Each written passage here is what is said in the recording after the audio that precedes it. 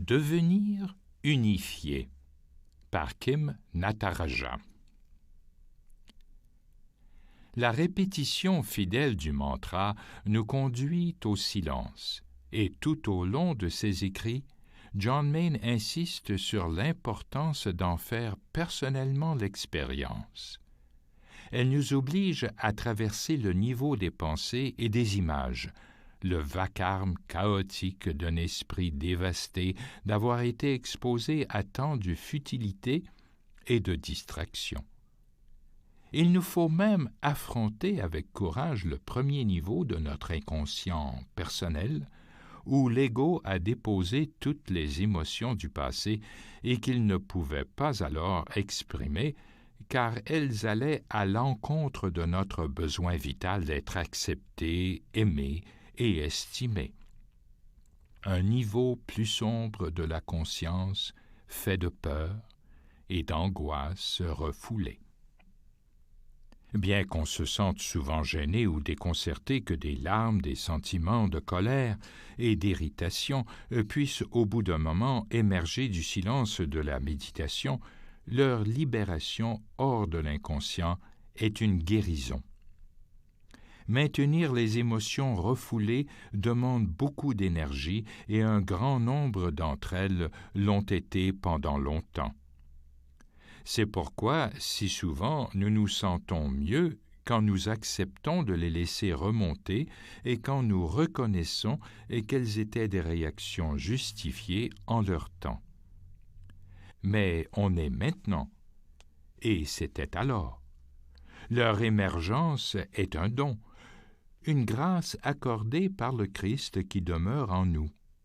L'expérience de la méditation vérifie notre foi de n'être pas seul dans ce voyage intérieur à la source de notre être. La répétition du mantra nous rappelle la présence de Jésus en nous et attire notre attention sur cette présence.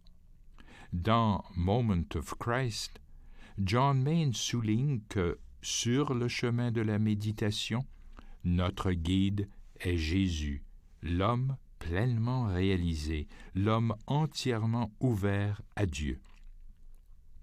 C'est Jésus qui guérit, qui nous aide à affronter et accepter les obstacles à l'avancée spirituelle et qui guérit ainsi nos blessures, ce qui forme notre ombre. C'est le nom que C.G. Jung, psychiatre suisse du XXe siècle, a donné à ces aspects blessés de notre être, causés par le refoulement dû à la nécessité de s'adapter et de survivre. L'ombre représente toutes ces parties de notre être, ces traits à la fois positifs et négatifs que notre premier environnement n'a pas approuvés.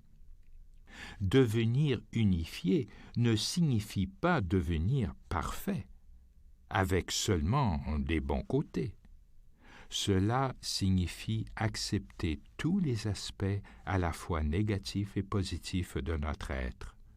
Cela signifie accepter notre impatience aussi bien que notre générosité. C'est la raison pour laquelle le parcours de la méditation nous transforme.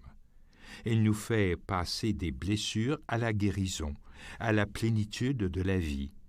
Comme le dit John Main dans Moment of Christ, « Lorsque nous nous approchons du centre de notre être et entrons dans notre cœur, nous constatons que nous sommes accueillis par notre guide, accueillis par celui qui nous a conduits.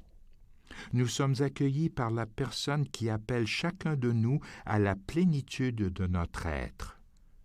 Une fois qu'on en a fait l'expérience, on n'oublie plus jamais qu'on a aperçu, même brièvement, cette vérité que nous sommes acceptés et aimés de Dieu, tels que nous sommes, avec toutes nos blessures.